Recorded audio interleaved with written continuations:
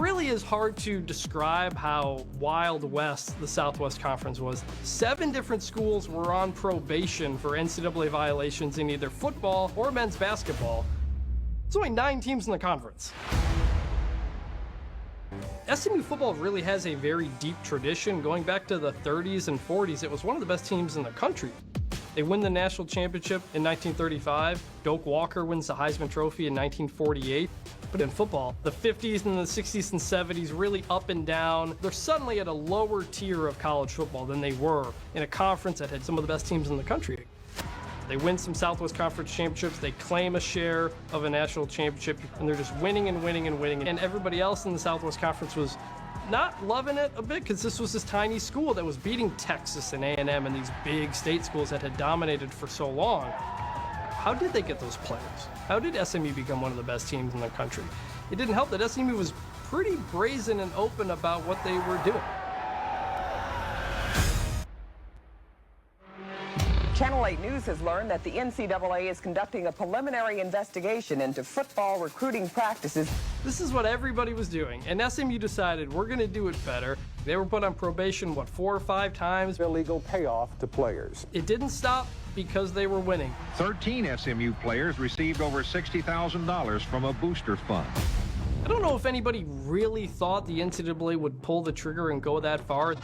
I don't believe that that will happen to us. I mean, damn, things have been going so bad for us, they really can't get a whole lot worse. Nobody really thought it was possible until it happened. SMU comes back, but it was going to take a while. You had to completely rebuild the program from nothing. SMU gets hit with a double whammy. You get the death penalty, and it's going to take years to build that back. But then in the mid-1990s, the Southwest Conference dissolves. Then in the summer of 2021, Texas and Oklahoma changed the course of college sports history. Texas and Oklahoma have reached out to the SEC about joining the conference. What could be a major shift in college football. The Big 12 is suddenly not sure what it's going to do. Does the Big 12 dissolve as many think it will? The Pac-12 considers adding some Big 12 schools, decides not to. So the Big 12 decides we need to backfill. Get ready. And then at the end of the 2021 season, Sonny Dykes leaves. And he doesn't just leave. He leaves for TCU, the crosstown rival of SMU. Brett Lashley, coming from Miami, he's able to bring a bunch of Miami players with him, guys who wanted some more playing time. And that's right as the period when NIL happens. The timing turned out to be perfect. A game changer, really, for student athletes. Donors start to group together and become what's called collectives, where they can funnel deals to players through signings or appearances and all these things for lots of money. And that creates another realignment explosion. Conferences start scrambling. Schools are looking out for themselves. You better get on board, because if you're not going to get on board, you're going to be left behind. We just got passed over by the Big 12. We knew we weren't going to the SEC. We knew we weren't going to the Big 10. So that left the ACC and the Pac-12. So SMU starts to kind of formulate this plan. How can we get an invitation? Oliver Luck is helping them form this strategy. Here's the best way to talk to this person. Here's when they're available. Here's the best. But then it became very clear that the Pac-12 is going to invite SMU to the conference.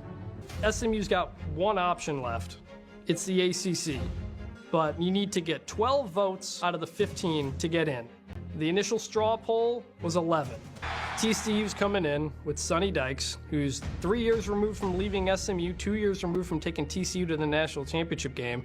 SMU's reeling a bit. This feels like it could be a game that sends the season in a wrong direction. This feels a little bit like a fork-in-the-road type of game.